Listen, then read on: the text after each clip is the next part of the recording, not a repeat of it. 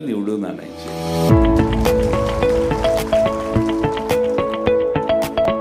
आमचा पक्ष फुटल्यानंतर या मतदारसंघात अनेक लोकांनी पवार साहेबांना जीवापाड प्रेम करून साथ दिली। नाही असं नाही, राजकारणामध्ये यशापर्यंत पोहोचण्याची आवश्यकता असते, संख्येला जास्त महत्व असतं आणि म्हणून महाराष्ट्रामध्ये काही स्थित्यंतर आपल्याला आता दिसायला लागले।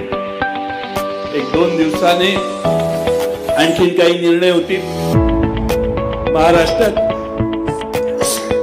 महाराष्ट्रामध्ये अशी मानसिकता झालेली आहे की आपण पवार साहेबांच्या तुतारीच्या बाजूने उभा राहिलो तर आपल्याला चांगलं यश मिळेल। आणि ती मानसिकता असणाऱ्या आमच्या महाराष्ट्रातल्या अनेक ठिकाणी लोक आज राष्ट्रवादी काँग्रेस पवार साहेबांच्या नेतृत्वाखाली काम करण्यासाठी गेले अनेक दिवस मला वाटत होतं की हर्षवर्धन पाटील साहेबांनी देखील हा मार्ग अनुसरावा, त्यांच्याशी संपर्क केला। लोकसभेच्या आधीपासून, आता नाही, लोकसभेच्या आधी मी त्यांना फोन केला आणि मी म्हटलं बघा काही जमलं तर आपल्याला लोकसभा महत्वाची आहे आम्हाला। त्यांनी मला सांगितलं आम्हाला जे शक्य आहे ते करतो, पण आता तुर्त आम्ही इकडेच आहोत।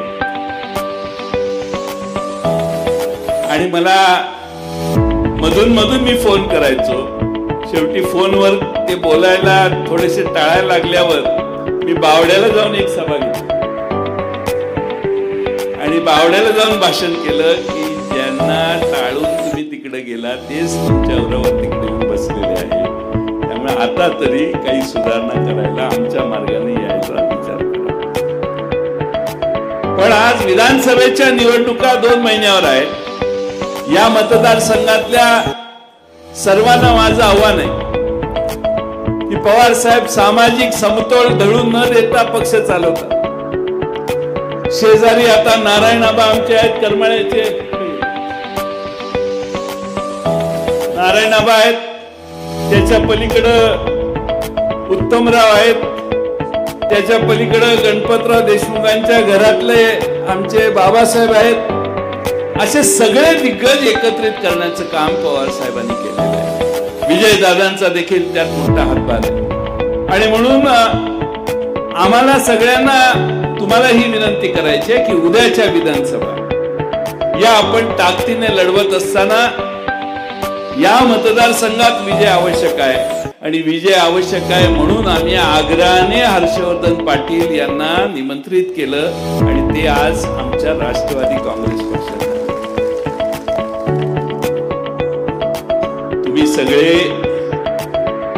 विधानसभा 4-6 दिवसात जाहीर होईल, 12, 13, 14 मुहूर्त काढायचं चाललंय सध्या।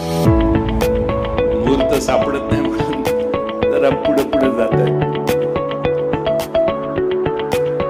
उत्तमराव जानकरांना माहित नाही की प्रभू रामचंद्राने देखील भारतीय जनता पक्ष सोडलेला आहे।